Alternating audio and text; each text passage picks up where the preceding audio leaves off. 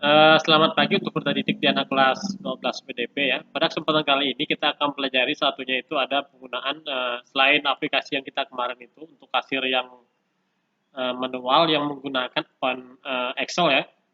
Pada kesempatan kali ini kita akan belajar menggunakan khususnya pertemuan hari ini ya, menggunakan itu aplikasinya iPost 4. Ya, ini kita akan klik kanan aja. Seperti ini karena saya udah install programnya, klik kanan aja. Run administrator aja jalankan. Ini yang akan gunakan bertarik nantinya ketika menggunakan cash drawer ya, printer thermalnya. Nah, ini tampilan aplikasinya seperti ini ya. Nanti bertarik bisa belajar sama-sama, kita belajar menggunakan aplikasi ini tampilannya seperti apa gitu ya.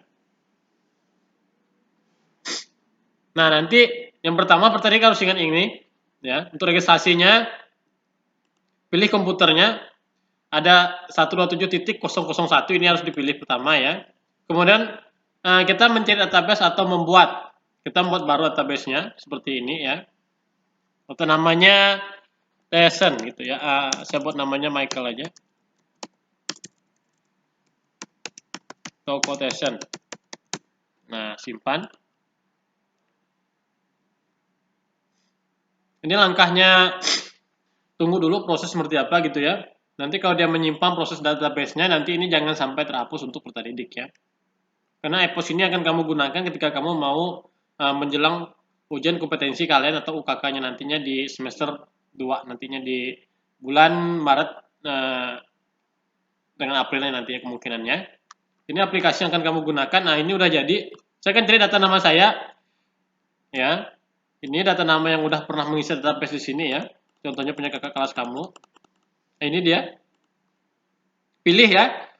Atau pengen lihat tutorial videonya udah ada semua nanti di sini ya. Ini kemudian pilih aja seperti ini gitu ya. Nama tokoh kita.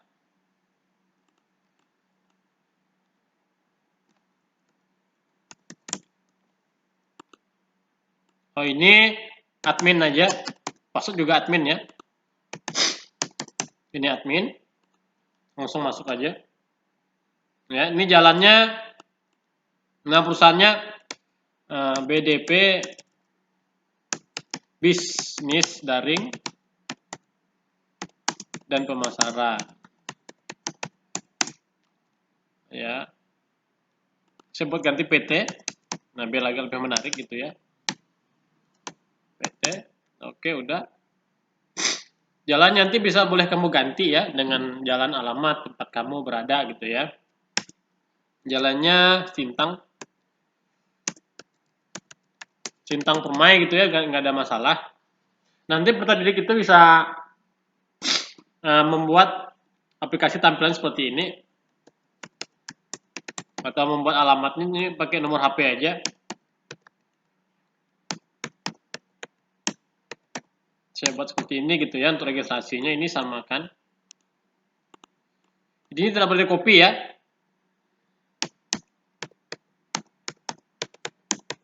Udah selesai.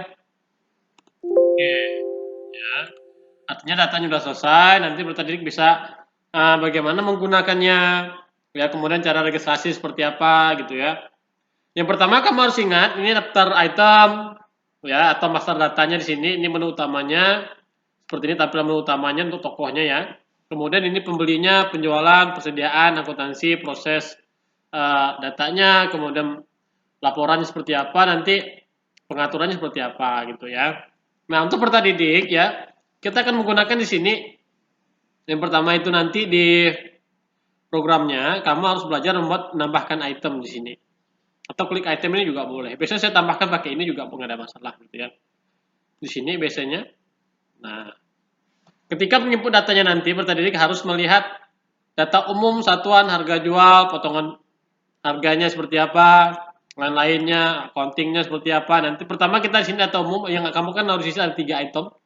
Data umum, satuan, harga jual. Itu yang wajib kamu harus isi gitu ya. Nah, berikutnya ya, data yang harus kamu buat ya, kamu harus melihat data di mana semua data ini akan kamu input nantinya. Contohnya di sini barang ya, kita akan masukkan inventory barangnya di sini. Nama kodenya saya buat T gitu ya, boleh pakai T seperti ini, T 1 2 3. nggak ada masalah gitu ya. Namanya misalnya buku, ya, buku tulis seperti ini. Jenisnya ini boleh kamu tambahkan gitu ya, tambahkan, klik di sini tanda tambah atau tanda panah bawah ini plus gitu ya, BKU. Ini keterangannya misalnya buku gitu ya. Nah, buku tulis. Oke, ya. Tutup ya, kalau sudah selesai itu tutup nantinya. Nah, berikutnya mereknya kamu harus tambahkan juga, karena di sini belum ada, kita akan buat mereknya.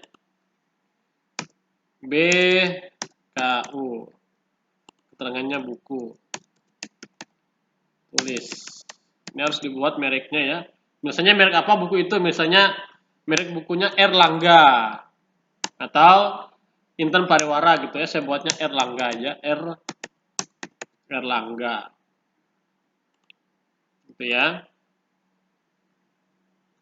Tutup kalau udah. Jenisnya buku udah ada, mereknya Erlangga gitu ya. Buku tulisnya mereknya lebih berkesan gitu ya. Nah, berikutnya nanti raknya kita buat samakan dengan di atas. T 1 2 3. UTM-nya tetap jangan diganggu ya. Itu tetap udah selesai semua. Kalau udah jangan lupa simpan, klik di sini simpan. Ya, klik paling kiri bawah itu klik simpan. Ya, ini satuannya harus diisi, berarti ada yang belum kita isi di sini. Nah, ini harus diisi dulu. Saya pakai per paks ya, pakai per dus. Harganya nanti pertanyaan boleh lihat. Nah, di sini kamu harus menggunakan barcode, nantinya seperti apa? Artinya karena kelas 12 ini udah bisa menggunakan barcode. Setahu saya udah pernah diajarkan di semester awal-awal sebelum kamu naik di anak kelas 12 gitu ya. Mungkin pun kalau belum belajar nanti kita sama-sama juga belajar penggunaan seperti apa, registrasi seperti apa gitu ya. Sementara saya penjelasan singkat aja, nanti untuk pertemuan berikutnya kemungkinan bertadik boleh datang ke sekolah, kemungkinan ya datang ke sekolah atau pengen belajar ya boleh, nggak ada masalah. Minimal 5 orang datang satu hari boleh, nggak ada masalah gitu ya. Harga pokoknya kita buat menjadi 20.000, 2 3 gitu ya, 20.000. Jadi nolnya harus kamu sesuaikan juga. Barcode-nya harus scan nantinya. Barcode itu biasanya ada di beberapa buku, itu ada seperti buku ini. Nah, barcode yang seperti ini mereknya. Ini ada barcode-nya. Nah, yang seperti di sini. Ini ada barcode ini yang kamu scan nantinya. Ya, seperti apa gitu ya. Barcode ini akan kamu scan dan baru dia akan nampil di sini. Artinya kita sementara untuk perkenalan dulu item-item tampilan seperti ini gitu ya, biar untuk kamu belajar. Nanti satuannya buat scan pakai barcode. Karena saya menggunakan fiturnya manual, jadi saya tidak bisa scan pakai barcode gitu ya. Karena nanti ini untuk materi kita selanjutnya nantinya, biar peternak bisa melihat cara penggunaan seperti apa gitu ya. Nah, untuk di bukunya nanti kamu boleh lihat di halaman LKS-nya itu di halaman 31 dan seterusnya, itu penggunaan POS, ada point of sale-nya seperti apa gitu ya. Untuk peternak tampilan buku yang seperti ini di anak kelas 12 ya. Untuk administrasi transaksinya bukunya seperti ini saya rasa ya, jadi kamu bisa belajar ya. Nah, kalau udah nanti scan pakai barcode, satuannya harus dibuat, diisi dan segala macam ya. Ini jadi saya nggak save ya, jadi saya batalkan ya. Kemudian ini tadi juga tidak saya isi. Kemudian fitur ini nanti akan kamu rubah. Ini harga jualnya berapa? Berapa persen nanti dia otomatis sendiri. Misalnya kamu jual 20.000, ini jadi berapa gitu ya. Misalnya kalau misalnya dia 20.000, nah misalnya kenakan berapa gitu ya di sini ya. Bukan di sini ya. Minta maaf ya, ini 20.000. Nah, ya kan otomatis ini kenapa 0? Karena kita tidak menggunakan data umum dan satuannya. Ya, jadi kita nggak simpan, untuk kita batalkan aja gitu ya. Jadi dia nggak pengaruh. Satuannya nanti diisi, dasarnya jangan lupa harga pokoknya, berkodenya, satuan, konversi itu artinya jumlah item barang di situ nantinya ada berapa. Ya. Nah, ini ada keterangannya, satu dus itu berisi 12 pieces. Ya, satu pak itu berisi dengan 120 pieces, misalnya seperti itu.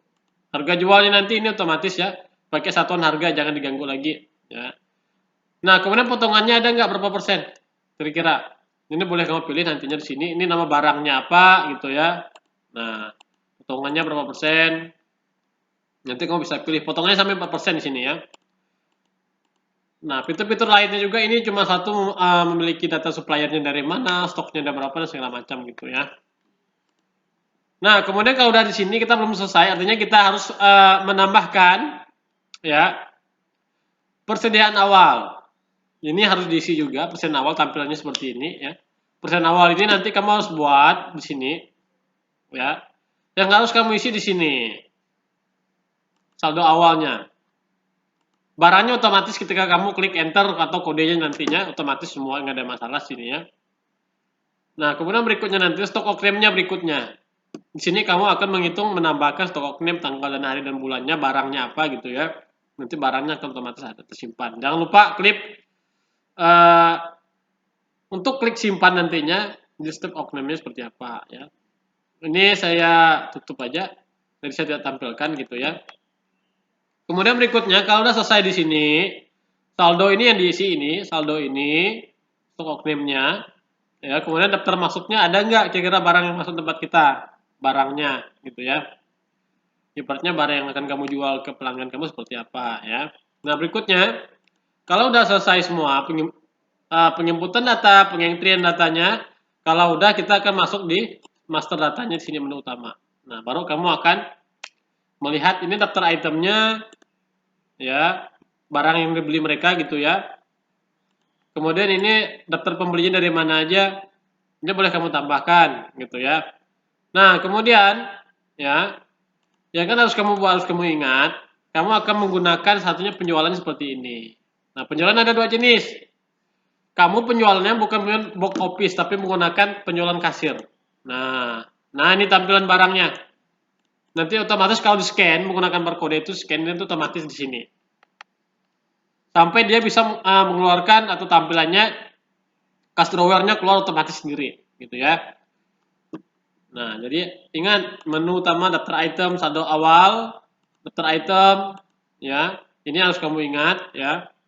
Pembelinya dari mana dan segala macam, daftar isinya, daftar pesanan dan kasirnya seperti apa nantinya. Nah, gitu ya. Nah, untuk pertanyaan mungkin nanti ada pertanyaan segala macam ya. Kita nih ngapain berikutnya ya. Artinya kita harus menguasai benda ini dulu. Nah, untuk pengaturan printernya di sini, cari di pengaturan, printernya menggunakan printer apa. Kita menggunakan mini printer, artinya menggunakan printer thermal yang untuk khusus kas penggunaan kasir registernya seperti apa gitu ya. Kemudian cara kasirnya seperti apa yang terbaru gitu ya.